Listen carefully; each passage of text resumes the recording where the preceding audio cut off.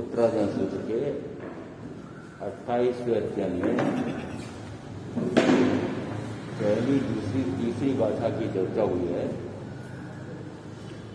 मोक्ष मग्ग गहम तत्वम सुमेय दिन भाष्यम चौ कारण संयुक्तम नाण दर्शन लक्षणम।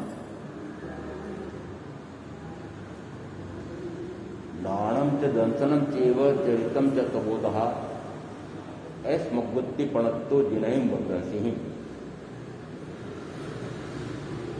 नाणम च दंसनम चेव चरितम च तबोधः एयं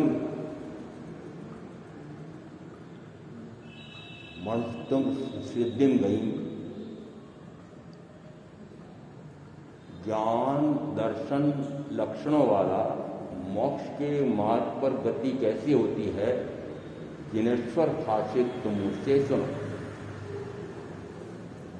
चार कारणों से संयुक्त है और ज्ञान और दर्शन लक्षणों वाला है। ज्ञान और दर्शन तो लक्षण है और फिर 4 कारण हैं, उनमें आए ज्ञान, दर्शन, चारित्र और तप। इन 4 कारणों से मिल करके मोक्ष का मार्ग है। इसका अर्थ है कि एक वचन में आया है और दूसरी अपेक्षा से कहें कि ज्ञान, दर्शन, चारित्र, तप चारों मिल करके मोक्ष का मार्ग बनते हैं। इसका अर्थ है कि चारों की तरतमता, चारों की श्रेणी एक समान होनी चाहिए, उनमें कोई अंतर भी नहीं चाहिए और परस्पर विरोध भी नहीं चाहिए। इसका अर्थ है कि मात्र किसी एक से मोक्ष का मार्ग, मोक्ष प्राप्त हो जाता है, ऐसा नहीं है, चारों मिलकर के। ज्ञान का अर्थ क्या लेना कि आत्मा को आत्मा का ज्ञान, दर्शन को क्या लेना कि आत्मा को आत्मा का दर्शन हो, चारित्र का अर्थ क्या लेना कि स्वरूप में आचरण हो, और तप का क्या अर्थ लेना कि जिससे आत्मा की शुद्धि होती है। नाणेन जाने भावे दंशनेन सद्दय चारित्रेण निकृष्ण तवेण परिशुद्धि। इसी अध्ययन की 35वीं गाथा के में कि ज्ञान से जीव जानता है, दर्शन से वह श्रद्धा करता है, चारित्र से वह निग्रह करता है, कर्म के आश्रय द्वारों से निग्रह करता है, और तप से परिशुद्ध होता है। इसका अर्थ है कि अंतिम जो आया है वो चारित्र, और चारित्र का अर्थ क्या लेना कि जिससे आत्मा शुद्ध होता है, चारित्र जिससे आत्मा की शुद्धि प्रकट होती है। तो ज्ञान यानी आत्मज्ञान, दर्शन यानी आत्मदर्शन, चारित्र यानी स्वरूपाचरण चारित्र, और तप यानी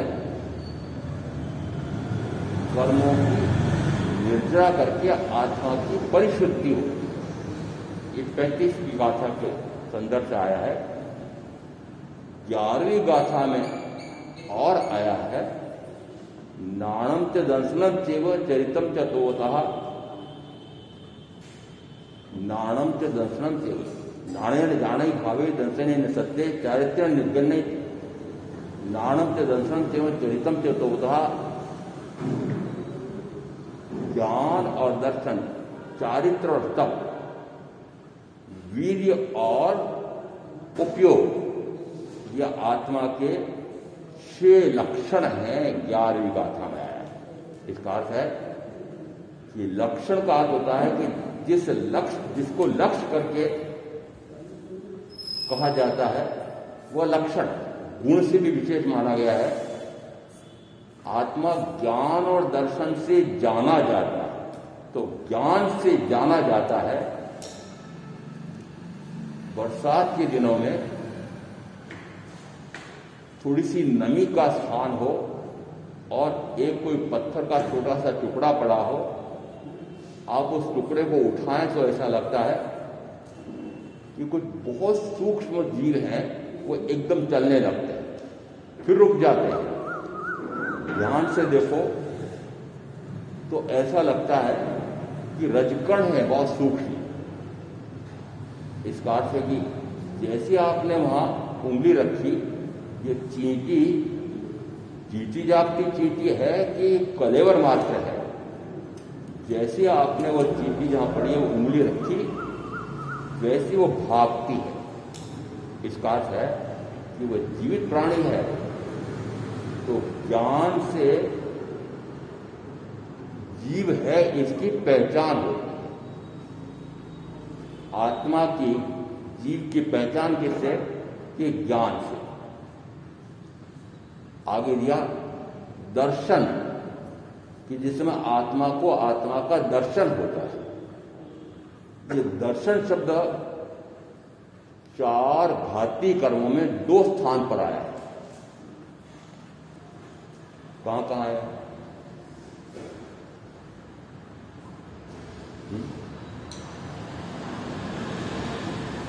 4 घाती कर्म हैं, उनमें से 2 स्थानों पर शब्द आ रहा है दर्शन।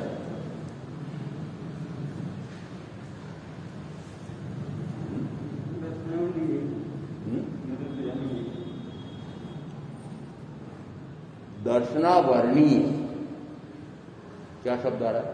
दर्शन गुण पर आवरण आ रहा है, उसको नाम दिया दर्शनावरणीय। एक और मोहनी कर्म में से पहला भेद दर्शन मोहनी कर्म आया है। इसका अर्थ है यदि 4 घाती कर्मों में 2 स्थान पर दर्शन आया है तो फिर इन दोनों का एक समान अर्थ लेना कि अलग अलग अर्थ है। ज्ञान गुण पर आवरण डालने वाला वो दर्शनावरण है, और मिथ्या मान्यता में ले जाना यह दर्शन मोहनी का फल है। दर्शन मोहनी के स्थान पर हम मिथ्यात्व भी कहते हैं कि जिस समय मिथ्यात्व गलता है, मिटता है, तब कहा जाता है सम्यक का प्रकाश होगा। प्रज्ञापना के 23वें कर्म बंद पद का यदि स्मरण रखा हो, उसमें आया था कि जिस समय ज्ञानावरणीय कर्म का उदय आता है उसी समय दर्शनावरणीय कर्म का भी उदय आता है। मानना कि चारों कर्म एक साथ धावा बोलते हैं, मानो कि कई रोग एक साथ धावा बोलते हैं, मानो कि कई शत्रु एक साथ धावा बोलते हैं, परंतु बाहर में कोई दिखता है, क्योंकि जो सबसे आगे आता है, जो सबसे पहले होता है, उससे आपका मानो मेरे ऐसा रोग है। वो जो ऐसा रोग आपको दिखाई दे रहा है उसके पीछे सैकड़ों रोग हैं, उभर करके एक रोग आया। सैकड़ों शत्रु आपके पाले हुए हैं, उनमें से कोई एक शत्रु उभर करके आया है। वो एक शत्रु अकेला नहीं, उसके पीछे 2 शत्रु और हैं, उनका भी उसके पीछे दम है। इसका अर्थ है कि कोई भी कर्म अकेला नहीं आया है। अपेक्षा से कहना चारों घाती कर्म एक साथ आक्रमण कर रहे हैं। ज्ञानावरणीय कर्म का उदय आता है तभी दर्शनावरणीय कर्म का भी उदय आता है। ज्ञानावरणीय कर्म के उदय से जीव क्या करता है कि अपने आप को तो जानता नहीं है और शरीर आदि को अपना जानता है। दर्शनावरणीय कर्म क्या करता है? अपने आप को तो जीव देख नहीं पाता है और शरीर आदि को अपने हैं ऐसा देखता है। इन 2 कर्म के उदय में ही तीसरा कर्म और आता है, मोहनी कर्म का प्रथम भेद। और उसी में दर्शन मोहनी है कि दर्शन मोहनी कर्म के उदय से जीव भ्रमित हो जाता है, भ्रमणा पाल लेता है, विमोहित हो जाता है, विपर्यास बुद्धि कर लेता है, उल्टी बुद्धि, दुष्ट बुद्धि, भ्रष्ट बुद्धि, उल्टी बुद्धि कर लेता है। वो उल्टी बुद्धि, भ्रष्ट बुद्धि, दुष्ट बुद्धि क्या है? ये शरीर मैं हूं। शरीर के साथ जुड़े हुए सारे परिजन, धन, वैभव, भोग साधन सारे मैं हूं, मेरे हैं, और इनसे मुझे सुख मिलता है। ये भ्रम है। परम ज्ञानी तो कहते हैं ये भ्रम है, भ्रमणा है। सुख नाम का गुण तो आत्मा का है, परंतु वही सुख नाम का गुण 5 इंद्रियों के माध्यम से जिसमें आपको भोग करके लगता कि सुख लग रहा है, वह सुख वास्तव में आत्मा का गुण है। और पूर्व में संदर्भ दिया था, 2 ऐसे पंच परमेष्टि हैं कि जिनको आत्मा का अनंत सुख प्राप्त है। एक अरिहंत परमात्मा, उनमें तीर्थंकर से सम्मिलित हो गए। अरिहंत परमात्मा, दूसरे सिद्ध परमात्मा। अरिहंत परमात्मा सशरीरी है, शरीर है, मन है, वचन है, काया है, इंद्रियां है, परंतु मन होते हुए भी मनातीत, वचन होते हुए भी वचनातीत, काया होते हुए भी कायातीत, इंद्रिया होते हुए भी इंद्रियातीत, अतीन्द्रिय आनंद का वे अनुभव करते। इसका अर्थ है कि इंद्रिय है, परंतु उनका जो सुख है वो इंद्रियों के माध्यम से नहीं है, सीधा आत्मा को आत्मा से हो रहा है, वो गुण आत्मा का ही है। तो सशरीरी होते हुए भी, मन वचन काया होते हुए भी, इंद्रियां होते हुए भी इनका अनुभव कैसा है? मनातीत, वचनातीत, कायातीत, इंद्रियातीत, अतीन्द्रिय अनुभव का, अतीन्द्रिय सुख का अनुभव करते हैं।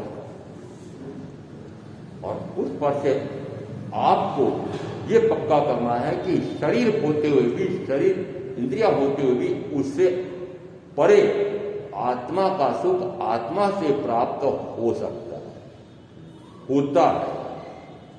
अनुभव करके देखो। दूसरा उदाहरण आया हमारे पंच प्रवृत्ति में, सिद्ध परमात्मा का अशरीरी है। अशरीरी यानी क्या? अशरीरी है का क्या अर्थ है? शरीर नहीं। सिद्ध परमात्मा के शरीर है, सुख है, शरीर तो है नहीं, इंद्रिय तो है नहीं, फिर सुख कैसे आता हो? इसका अर्थ है कि सुख नाम का गुण आत्मा का है और वे शुद्ध आत्मा है। तो सुख किसका आ रहा है? आत्मा को आत्मा के अनंत सुख का अनुभव आ रहा है। वो अनंत सुख तो अनंत परमात्मा को भी है, परंतु हमारे यहां थोड़ा सा अंतर करते हैं। अनंत परमात्मा के लिए कहते हैं अनंत ज्ञान, अनंत दर्शन, अनंत चारित्र, अनंत वीर। तो अनंत चारित्र क्यों कहा? वह अनंत सुख क्यों नहीं कहा? कि चारित्र कैसा हो गया है कि जो अब निरंतर रहने वाला है। निरंतर रहने वाला का अर्थ हुआ कि 5 महाव्रत रूप चारित्र तो छूट जाता है आयुष पूरा होने के पहले समय, परंतु वह स्वरूपाचरण चारित्र या आत्मा का स्वयं का गुण है। तो स्वरूपाचरण चारित्र उनका कैसा कि निरंतर अपने आप में ही विहरण करते हैं, अपने आप हरियन परमात्मा। इसका अर्थ है सिद्ध परमात्मा के लिए तो कहा अनंत ज्ञान, अनंत दर्शन, अनंत सुख, अनंत वीर। ये तीसरे में थोड़ा सा अंतर किया है। ये अरिहंत परमात्मा, तीर्थंकर परमात्मा के लिए कहा अनंत चारित्र, सिद्ध परमात्मा के लिए कहा अनंत सुख। तो क्या फिर अरिहंत परमात्मा को या तीर्थंकर परमात्मा के सुख में कोई बाधा है?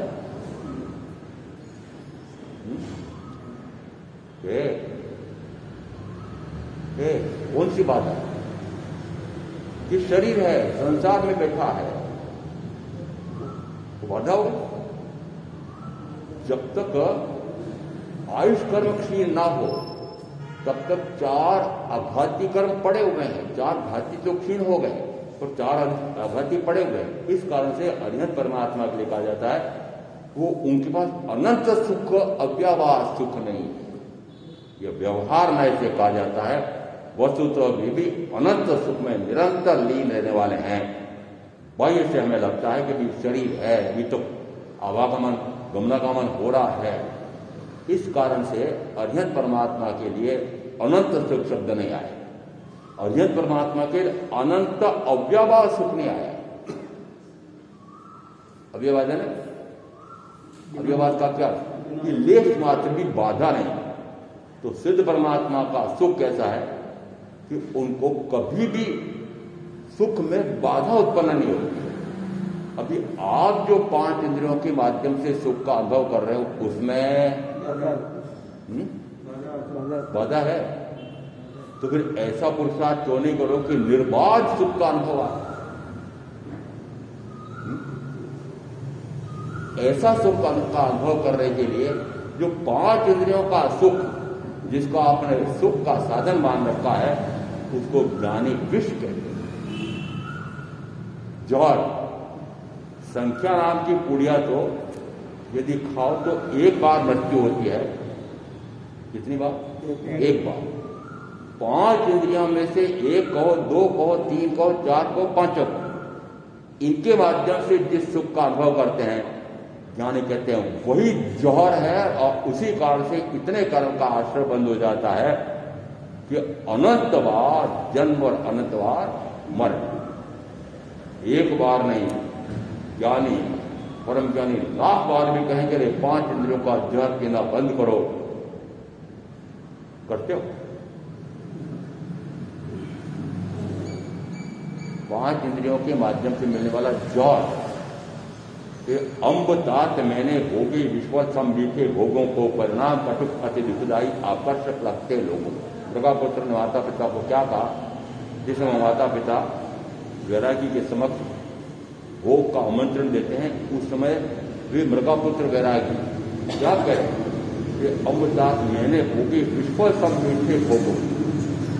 विश्व सम मीठे, वास्तव में ये भोग कहते हैं कि विष के समान है, परंतु ये मीठे लगते हैं, आकर्षक करते हैं। मैंने इस प्रकार के भोग बहुत भोग हुए। माता पिता का अभी तुमने शादी भी नहीं की है, अभी तुम कैसे करे बहुत भोग है? क्या वर्तमान का ही भाव है? क्या से निकला कि उनको पूर्व भाव का ज्ञान होता है। पूर्व भाव का ज्ञान हो ना हो, परम ज्ञानी कहते हैं कि मैं कब से हूं, जीव कब से है? अनंत काल से। तो अनंत काल से यदि मैं हूं तो कोई न कोई इंद्रिय तो रही होगी, न्यूनतम एक तो रही होगी। 1 रही हो, 2 रही हो, 3 रही हो, 4 रही हो, 5 रही हो। जब जब भी जो जो इंद्रिय मिली उसका चक करके भोग होगा।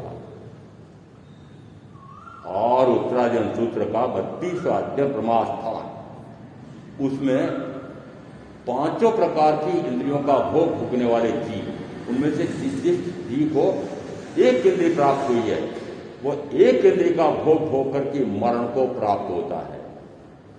प्रारंभ करते हैं, हमारे यहां स्पर्शेंद्रिय से भी प्रारंभ किया है और कर्णेंद्रिय से भी प्रारंभ किया है। दोनों अपेक्षा से गिना जाता है। प्राप्ति की अपेक्षा से हम कहते हैं कि स्पर्शेंद्रिय से शुरू करो, और वस्तुतः पूर्णता की अपेक्षा से, महत्ता की अपेक्षा से हम कर्णेंद्रिय से शुरू करते हैं। चाहे किसी से भी करो। एक कर्णेंद्रिय का सुख भोगने के लिए वह हिरण प्राण गंवा देता है। जंगल में जिस समय शिकारी जाते हैं, 2 जाते हैं, एक तो तीर कमान लेकर के खड़ा रहता है और एक बीन बजाता है। बीन बजाते से जो हिरण है वे तुरंत आकर्षित होते हैं और उस बीन के अनुसार वो नाचने में ऐसे मग्न हो जाते हैं। जैसे उस प्रकार का मृग नाचने में मग्न हुआ, हिरण मग्न हुआ, वो तीर लिए खड़ा हुआ उसको मार डालता है। किसके पीछे मरण हुआ? मात्र कर्णेंद्रिय के भोग के पीछे मृत्यु।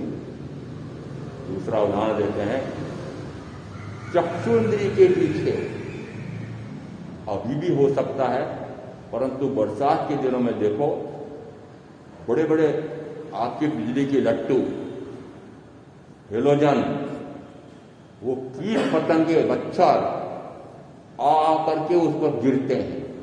क्यों?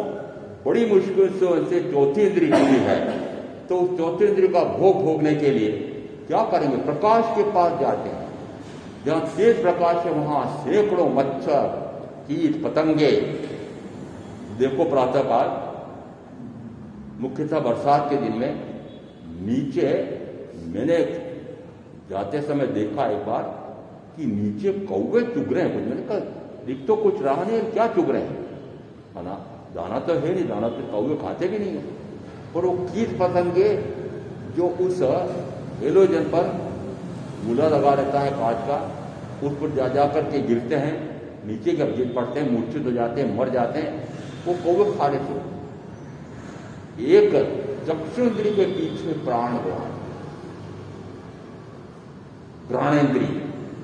मिठाई बहन है माता, जने कैसे कहीं छिपा के डब्बा रखे, तब भी पता नहीं कैसे है, वो चींटी आदि कोई इस प्रकार के जीव होते हैं। आप रख के देखना, बंद डिब्बा है, फिर उसको अलमारी में रखा हुआ है, परंतु चींटियां कैसे पहुंच जाती है? कैसे पहुंच जाती है? उनकी घ्राणेंद्रिय वो तेज होती है,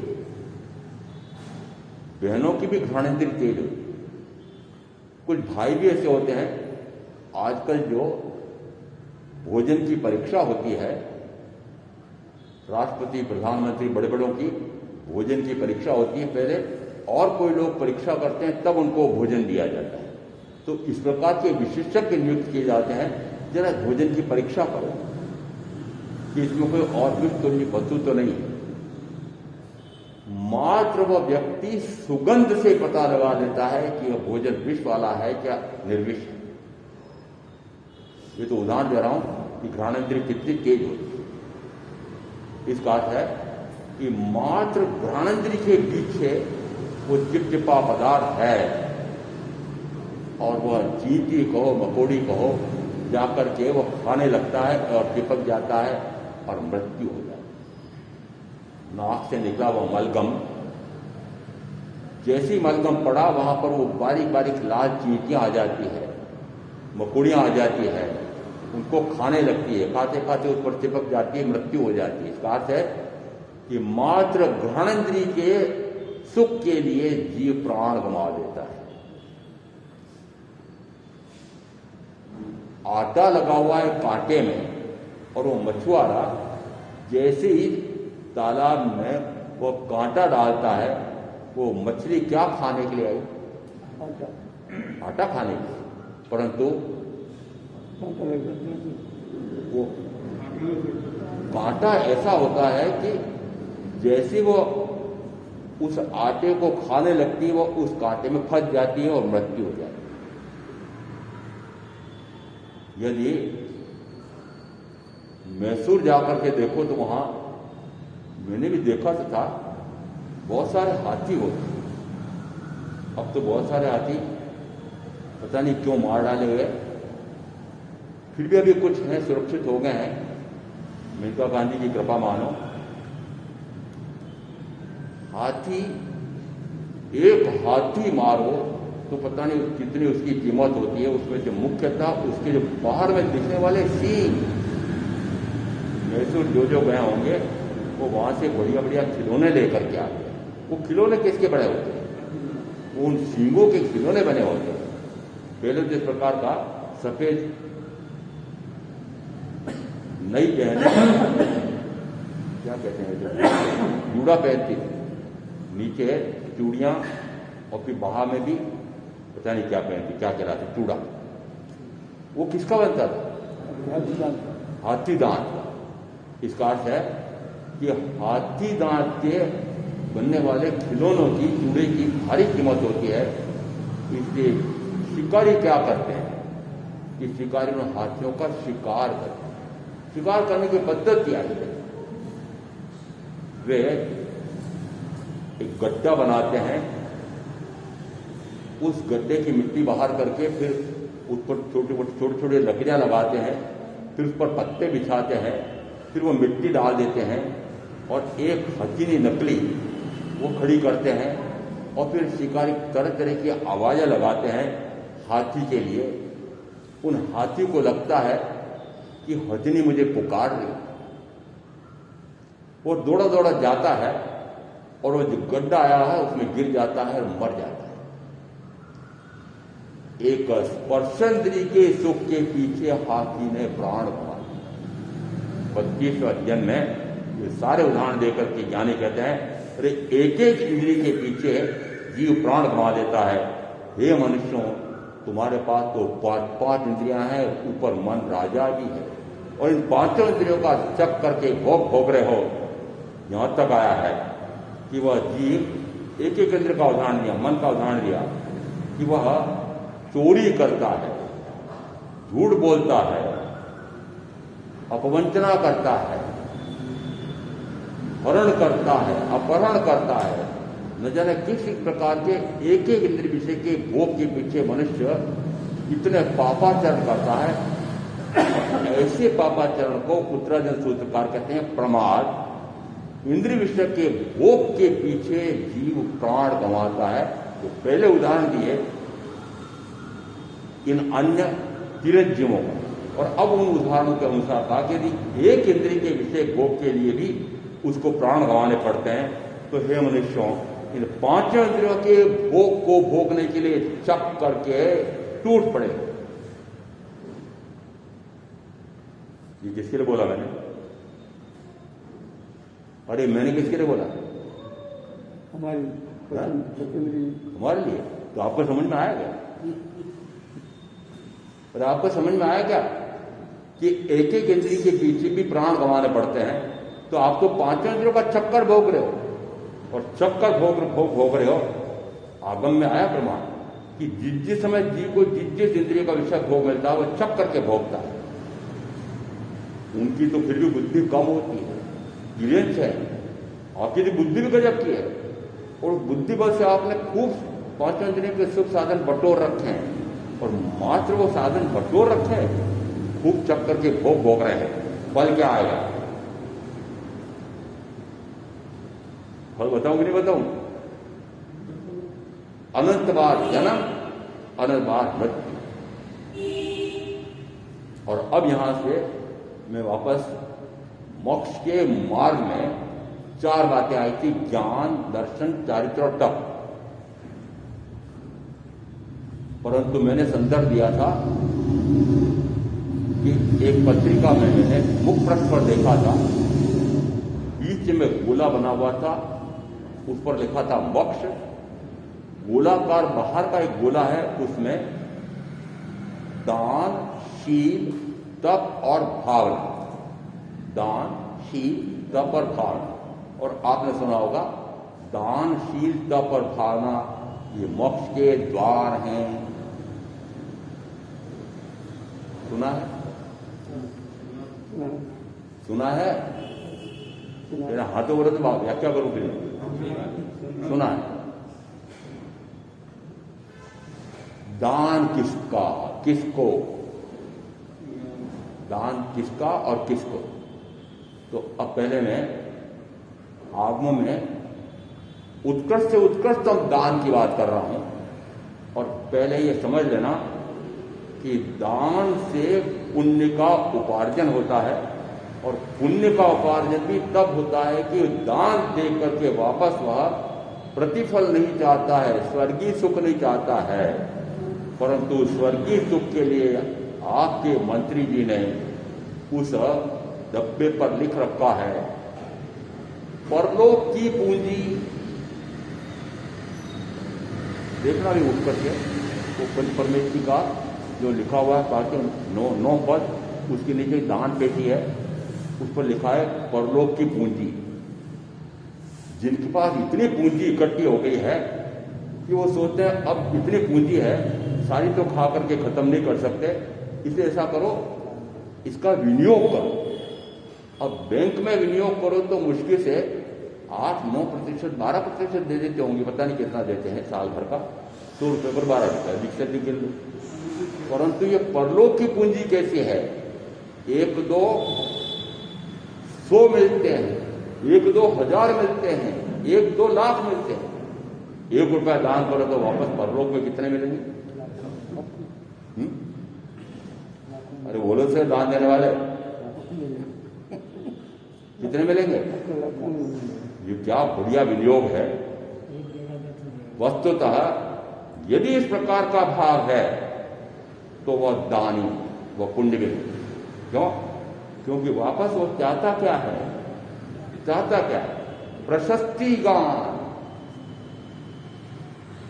यश प्रसिद्धि चाहिए, अभिनंदन चाहिए। जिस समय राजधानी दिल्ली में एक बड़ी कॉलोनी में प्रवचन दे रहा था, मैंने कहा ये सारे जो धनपति, करोड़पति, अरबपति हैं, ये मजदूरों का शोषण कर करके, कर्मचारियों का शोषण कर करके, और ये धनपति हुए हैं, और अब ये वापस करोड़ों रुपए कमा करके कुछ सैकड़े का दान देते हैं। बाद में वहां के महामंत्री बोलते हैं, और साहब हमारी कॉलोनी में बहुत सारे भवन निर्माण हो रहा है, मजदूर भी काम करते हैं, वो सुनेंगे तो कहेंगे इनके महाराज करें, ये बेईमान लोग, लुटेरे, शोषण करने वाले हैं, शोषक हैं। क्या काम है? सुनना नहीं चाहते कि हम शोषण कर रहे हैं, परंतु मैंने तो पता नहीं बचपन की बातें मुझे बहुत याद आती है, कहानी भी याद आती है।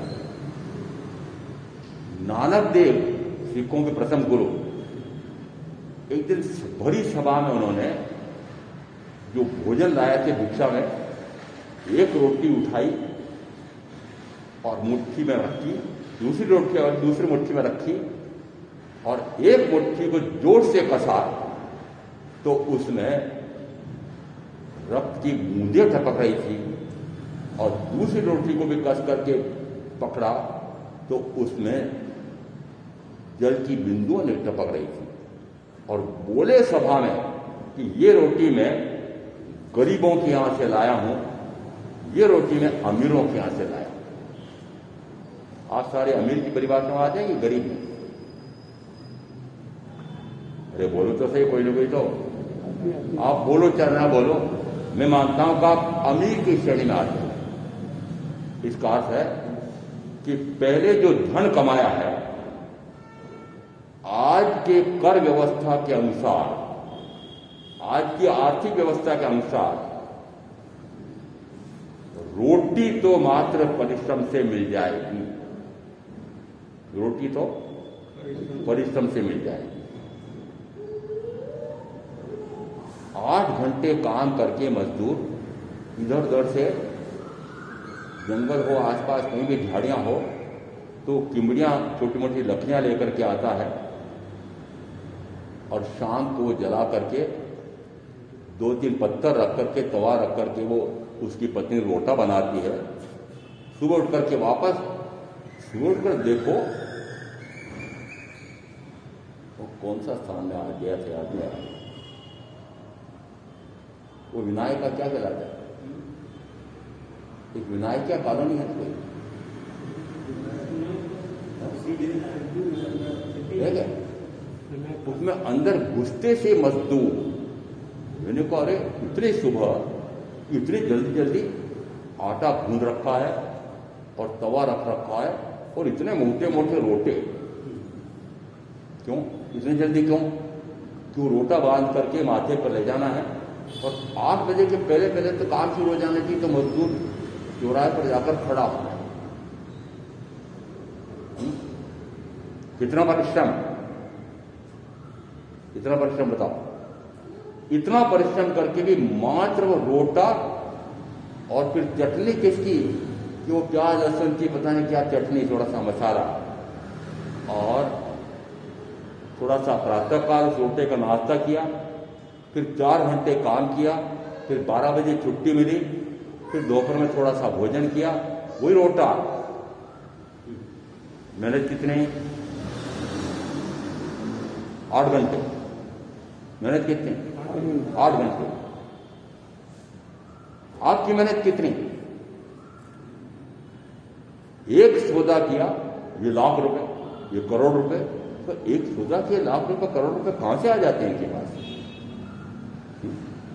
इसका अर्थ है कि जो जो धनपति, करोड़पति, अरबपति, खरबपति हैं, वे ऐसे गरीबों का, मजदूरों का शोषण कर करके, दान तो बहुत सारा देते होंगे, परंतु जैसे ही शाम को मजदूरी का पैसा चुकाना होगा, नहीं, तो कितनी देर तक बैठी रही थी बच्चों को दूध पिलाने में, काम किया नहीं, कहता था पीढ़ी पीढ़ी बैठ गया था। नहीं, आज पूरी मजदूरी नहीं मिलेगी, तो क्या करते हो? क्या करते हो बताओ? इसी को कहते हैं कि गरीबों को चूस रहे, इसीलिए कहते हैं वो ये रक्त चूस करके धनपति बनते हैं। और मुसीबत यह है कि मुझे धनपतियों के सामने ही बातें बोलनी पड़ती है। क्या करूं? बोलो कि नहीं बोलो? बोलो कि नहीं बोलो? इसका अर्थ है कि जो जो करोड़पति, अरबपति, खरबपति क्या परिश्रम करके हम कमाते हैं, हमारा उनको मानसिक परिश्रम, बुद्धि बहुत है। और मान लो आपकी बुद्धि बहुत है, तो मैं आध्यात्मिक अपेक्षा से कहता हूं कि बुद्धि का आपने उपयोग कहां किया? मात्र गरीबों का शोषण करके धनपति बन करके, करोड़पति अरबपति बन करके, 5 इंद्रियों का चप करके भोग। इसलिए ज्ञानी ने कहा कि कर्म का ऐसे बंद हो जाए। ये जो कर्म का बंद हो रहा है वो कर्म का बंद मात्र 5 इंद्रियों के भोगों के पीछे इतने प्रकार से खटकर्म, खोटे कर्म, आचारण सूत्र के प्रथम सूत्र में इसको कर्मारंभ बोला। क्या कहा? जो आप आरंभ, समारंभ, समारंभ कर रहे हैं, चाहे भाई बाहर कर रहे हो, बहनें घर में कर रही हो, वो सारा कर्मारंभ मात्र 5 इंद्रियों के भोगों के पीछे। वो कर्मारंभ कहाँ ले जाए? वो कर्मारंभ कहाँ ले जाए? कि निश्चित मानना कि वो कर्मारंभ निरंतर चतुर्गति में जन्म मरण, जन्म मरण, जन्म मरण। इसका अर्थ है कि जितना आप कार्य कर रहे हैं, जितना कमा रहे हैं, दौड़ धूप कर रहे हैं, मैदान में कर रहे हो, कल कारखाने में कर रहे हो, करवा रहे हो, ये जो आप कर रहे हैं उसका लक्ष्य क्या है? लक्ष्य मात्र 5 इंद्रियों का सुख, अधिक से अधिक भोग है। फल क्या आएगा? फल क्या है? ज्ञान, दर्शन, चारित्र, तपरूप, मोक्ष मार्ग की आराधना करना है। और ये कौन की बात कर रहे हो? आत्मा को आत्मा का ज्ञान, आत्मा को आत्मा का दर्शन, आत्मा में आत्मा का रमण और निरंतर रमण, वह मोक्ष का मार्ग। और उस तुलना में हमारे यहां पर सूत्र आ रहा है कि दानशील तप और भावना से मोक्ष होता है। तो दान, अब ये मैंने अभी आपको दान की व्याख्या की। यदि आपने 100 रुपये कमाया है, कोई बहुत अधिक दान देने वाला होगा, तो बताओ अधिक से अधिक 100 रुपये में से कितना देगा? न्यूनतम मैं मानता हूं 1 रुपया। कोई अधिक देने वाला होगा तो 100 में से 2 रुपये, और अधिक गिन लो तो 100 में से 10 रुपये, अधिक गिन लो तो 100 में से 50 दान कर देता है। चलो, फिर 50 दान करके वापस क्या करता है? 50 दान करके वापस उसे 10 गुना कमाने के लिए दौड़ रहा है। अर्थ क्या निकल रहा है? अर्थ क्या निकल रहा है? सोचो, आजादी के लड़ाई में महात्मा गांधी ने आह्वान किया दान का। बहुत सारे लोग दान दे रहे थे, सभा में आए हुए थे। एक जर्जर बुढ़िया, वो अपना मात्र बुढ़ापे के लिए थोड़ी सी संचित कर रखी एक वस्तु गहना सोने का। अब जो भी उसकी वस्तु होगी, वह जैसे उसने दान के उस पर डाली, कपड़ा बिछा दी, वैसे महात्मा गांधी ने कहा इसको उठाओ। कहा कि बुढ़िया ने मात्र अपने बुढ़ापे के लिए इस प्रकार का छोटा सा स्वर्णालंकार संचित कर रखा था, परंतु उसको पता लगा कि महात्मा गांधी आजादी की लड़ाई लड़ रहे हैं, तो उस आजादी की लड़ाई के लिए भी उन सिपाहियों के लिए भरण पोषण के लिए, भोजन के लिए पैसा चाहिए। तो उसने कहा कि मैं भी दान करूं, मैं भी दान करूं। एक तरफ करोड़पति अरबपति भी दान कर रहे थे, और एक तरफ गरीब बुढ़िया जो उसे संचित कर रखा था बुढ़ापे के लिए, शरीर में रोग आ जाए तब के लिए, और वो दान कर उसकी बोली लगे, वो लाखों रुपए मिली। अर्थ क्या निकल रहा है? अर्थ निकल रहा है कि पसीने की कमाई से किया हुआ दान, और फिर आपको अभी मैंने जो वर्णन किया है उसके अनुसार करोड़ों अरबों का कमा करके फिर दान, भारी अंतर है, भारी अंतर है। मैं करीब 25 वर्ष तक यहां महामंत्री रहा था, छावनी के स्थानक में। उस समय की बात है, जो हमारे बड़े बड़े अध्यक्ष, उपाध्यक्ष, कोषाध्यक्ष आदि होते थे, 31,000, 51,000, ये भी बैठा होता था। 251 लिखो, कितने लिखो? और कुल मिलाकर के 460 रुपए एक महीने का वेतन और 251 देना भारी पड़ता था। समझ में आया तो? आया समझ? पर मुझे उस समय झेप नहीं लगती थी कि ये 51,000 लिखा रहे हैं, मैं 251 लिखा रहा हूं। अर्थ क्या निकाल रहा है? परंतु मुझे उस समय कोई अफसोस होता नहीं था। क्या इस प्रकार के जो मैंने दान का नाम लिया है, इस प्रकार के दान से मोक्ष, दान, शील, तप और भावना, ये चार कारण मिलकर के मोक्ष का द्वार बनते हैं। मोक्ष के चार द्वार हैं, ऐसा प्रवचन मैंने भी सुना है। और एक बहुत महत्वपूर्ण पत्रिका में मुख्य पृष्ठ पर मैंने देखा कि चार प्रकार के वो लिखे हुए थे, उसका यह मोक्ष होता है। दान, और यह दान के बारे में कितना लिखा हुआ है। आपके 9 प्रकार के ये पुण्य के कारण दे रखे हैं, और दरवाजे में प्रवेश होते से वो लिख रखे हैं। मिलकर आने वाले जाने वाले निरंतर ये 9 प्रकार के पुण्य, तो पुण्य की उपलब्धि लिखी हुई है। ठीक है, मेरे पढ़ने के लिए, साधु साधियों को पढ़ने के लिए लिख रखे हैं कि इन्होंने अपने लिए लिख रखे हैं। जरा बताओ, ये दरवाजे में घुसते से आपको पुण्य की उपलब्धि, ये किसके लिए पढ़ने के लिए लगे? और पढ़ते हो क्या? पाप में पैसे की प्रवृत्ति हो रही है। पाप ध्यान देता है कि जिस समय बच्चे को कहा कि अभी मौसम भी है और भुट्टे आने लग गए हैं मक्का के, 50 रुपए दिए तो भुट्टे खरीदा। उसने देखा गाय भूखी मर रही है, कबूतरों के वहां पर दाना नहीं है, तो उसने 50 रुपए तो दाना खरीद करके, चारा खरीद करके डाल दिया और घर वापस आ गया कि भुट्टे लाए ने, वो ऐसा ऐसा हुआ, वो डाला है। यदि वो भुट्टे ले जाता, फिर उसका भुट्टे का हलवा बनाया जाता या भुजिए बनाए जाते, सारा परिवार उसको खाता, क्या बांधते?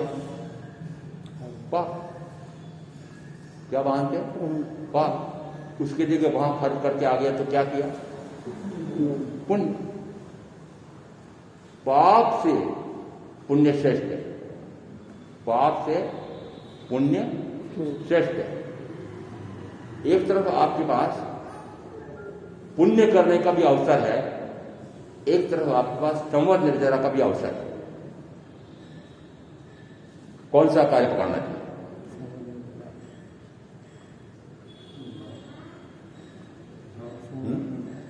जोर से बोलो सर। एक तरफ आपको पुण्य करने के लिए भी शक्ति, समय है, और संवर निर्जरा का पुरुषार्थ करने के लिए भी समय है, शक्ति है। क्या चुनोगे? घर में था तो मोह ममता में पड़ा रहता था, समाचार आया अमुक स्थान से मैं बोल रहा हूं, गाय की 2 ट्रक, 1 ट्रक, 5 ट्रक पकड़े गए हैं और पुलिस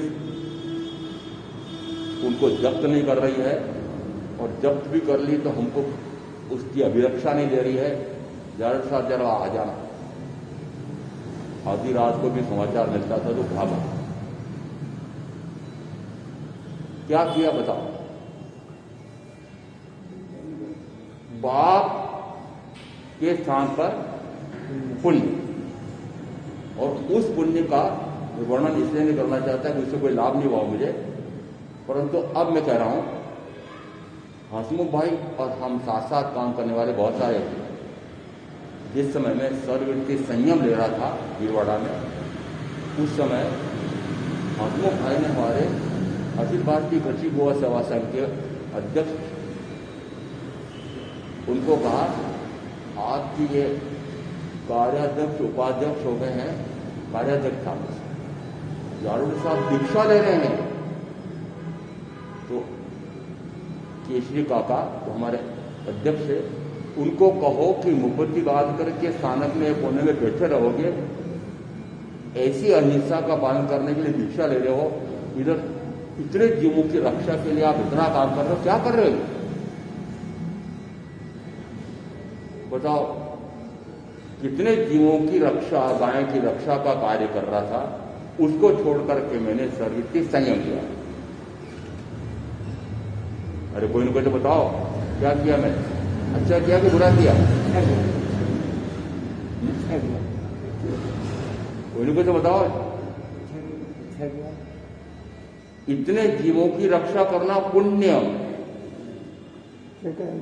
और अपने आप की आत्मा की रक्षा करना अशुभ भावों से, कर्म से, और उसी प्रकार से इन अशुभ प्रकार के कार्य करके, कर्म मान करके चतुर्वृत्ति में जन्म करने से दुखी व्यक्तियों को फिर उपदेश देना। समझ में आया? आपको समझ में आ रहा है क्या?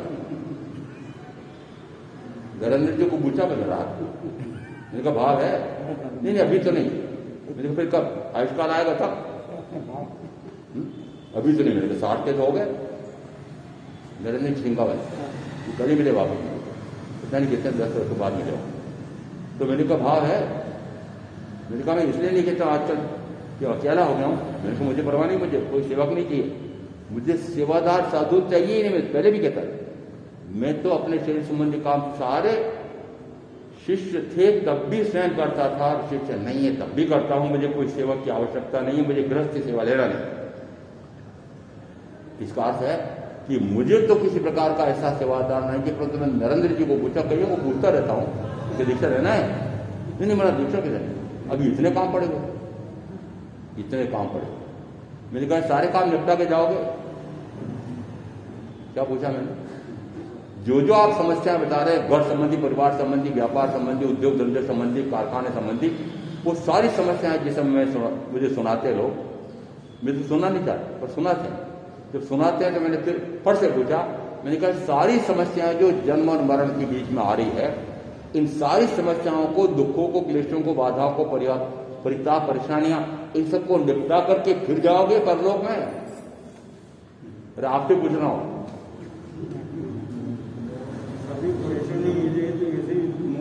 ये समस्याएं जो जन्म और मरण के बीच में आ रही है, ये तो मिटने वाली नहीं है, परंतु स्वयं मिट जाओ।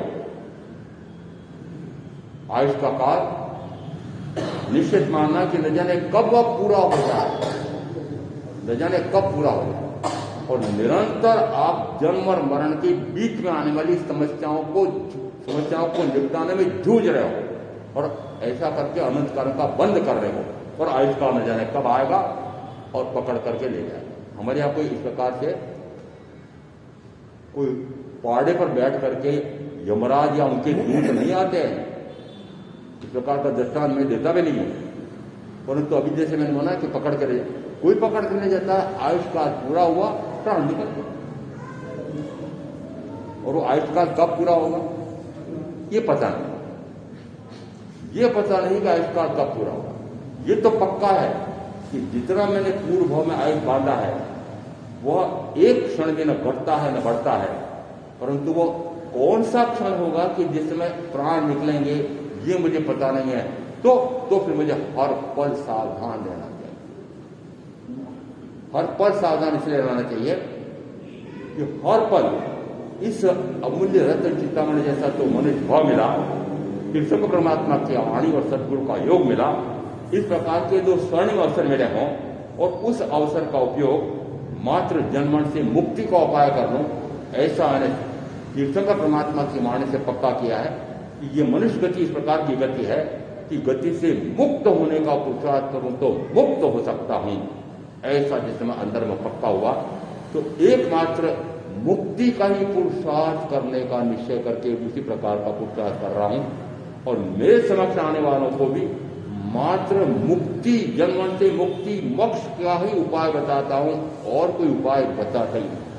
परंतु क्योंकि इस प्रकार से जब मैं देखता हूं कि प्रवचन भी आपने भी सुने होंगे, मैंने भी बहुत पहले सुने थे, कि ऐसी प्ररूपणा की जा रही है कि दान, शील और तप, इनसे भी मोक्ष होता है, तो मुझे व्याख्या करनी पड़ी है कि क्या दान से मोक्ष होता है कि दान से पुण्य होता है? क्या कितना ही बड़ा दान करो, करोड़ों अरबों खरबों का दान कर दो, पुण्य है। क्या है? पुण्य है। मैंने सुना भारतवर्ष का जो सबसे बड़ा धनपति है वो 2 सगे भाई हैं। नाम आप जानते, मुझे याद रहते हैं। जैसे एक भाई इस प्रकार का है, उसकी कंपनी इस प्रकार की है, प्रति घंटे प्रति मिनट सैकड़ों रुपए कमा रहा है। कहा जाता है कि उसका एक सगा भाई है, वो दीनहीन है। वो कौन व्यक्ति है इसका मुझे थोड़ा सा याद रखता हूं। मकान बनाना था उसको, तो 8,000 करोड़ का मकान बनाया। कितने करोड़ का? क्या नाम है? नाम सबको याद, नाम सबको याद, पर काम की बात याद नहीं रखते हैं। अरे वो चाहे 8,000 करोड़ का भवन बनाया है, पर ये बताओ कि वह भवन उसके साथ कब था, वो भोग उसके साथ कब था, और उन भोगों को प्राप्त करने के लिए कितना अन्याय अत्याचार किया होगा, कितने लोगों का शोषण किया होगा। और ऐसा करके इस प्रकार का धन वैभव जोड़ करके और फिर मजे ले रहा है। और साथ में यदि मान लो कि वो इस प्रकार से दान भी निकाल रहा है, अरे क्या रखा है, 5 इंद्रियों का चक्कर भोगने के लिए करोड़ों रुपए का ये पापाचरण किया है, और उसके साथ में थोड़ा सा दान करके और प्रसन्न हो रहे हैं, वो मैंने इतना दान किया है। वस्तुतः अभी दान की परिभाषा बहुत बाकी है, परंतु आज की इस बात से पक्का करना कि एक तरफ आपको पुण्य बांधने का भी अवसर है और एक तरफ संवल निर्जरा का भी अवसर है। तो पुण्य के काम को छोड़ करके और संवल निर्जरा का कार्य करो, क्योंकि पुण्य चाहे पाप हो चाहे पुण्य हो, पक्का मानना। मेरे पास 32 आगमों से निकाले हुए प्रमाण भी है कि पुण्य से ही दुर्गति। दुर्गति कैसे? अरे गति में जा रहा है तो गति तो कोई भी सुखदायक नहीं, तो दुर्गति है। गति भ्रमण है, जन्म और मरण का दुख है। चाहे वो स्वर्ग में जाता हो तब भी गति तो है, और वहां जाकर के वापस वो उन सुखों का भोग करके वापस क्या बांधेगा कि वापस वो पाप बांधेगा। तो फल क्या है? फल क्या है? अभी भी आप समझ लेना, अपना समझ लेना कि पूर्व के भाव से आप पुण्य बांध करके आए। मनुष्य में आए तो पुण्य से आए, धन वैभव भोग साधन मिले हैं तो पुण्य से मिले हैं। इसका अर्थ है कि पुण्य से मिला है भोग, और अब इन भोगों को भोग रहे हो, वापस क्या बांध रहे हो? पाप। इस कारण से आप में आया है कि निरंतर शुभाशुभ से पुण्य पाप से जीव चतुर्गति में परिभ्रमण करता आया निरंतर। इसका अर्थ है कि इतने काल में जो परिभ्रमण हुआ है वह मात्र शुभाशुभ काल से हुआ है, और मुक्ति कैसे है कि शुभ और अशुभ दोनों से पूर्णतः परे शुद्ध सभा में रमणता, ज्ञाता दृष्टा स्वरूप रमणता। मात्र ज्ञाता आत्मा, मात्र दृष्टा आत्मा का, मात्र रमणता आत्मा में। इस प्रकार का जब पुरुषार्थ होता है तो जन्म से मुक्ति होती है, और उससे नीचे जितना है वह निरंतर जन्म का परिभ्रमण है। इस जन्म के परिभ्रमण को मिटाने के लिए, मात्र मोक्ष को प्राप्त करने के लिए आत्मज्ञान, आत्मदर्शन, आत्मरमणता रूप ऐसा पुरुषार्थ आत्मा में करें। मैं आप जो करेंगे उनका अवश्य कल्याण होगा। ओम शांति। गुरुदेव क्या गए? चत्तारि मंगलाम अरिहंता मंगलाम सिद्धा मंगलाम साहू मंगलाम केति अनत्तम मंगलम। चत्तारि लुगुत्तमा अरिहंता लुगुत्तमा सिद्धा लुगुत्तमा साहू लुगुत्तमा केति अनत्तम। चत्तारि समपवज्जामि अर्यन्ते समपवज्जामि सिद्धे समपवज्जामि साहू समपवज्जामि केवली प्रणतम धम्मम शरणम पवज्जामि। 4 मंगले 4 उत्तम 4 शरणा, और शरणा नहीं कोई भव्य प्राणी याद रे जो अक्षय अमर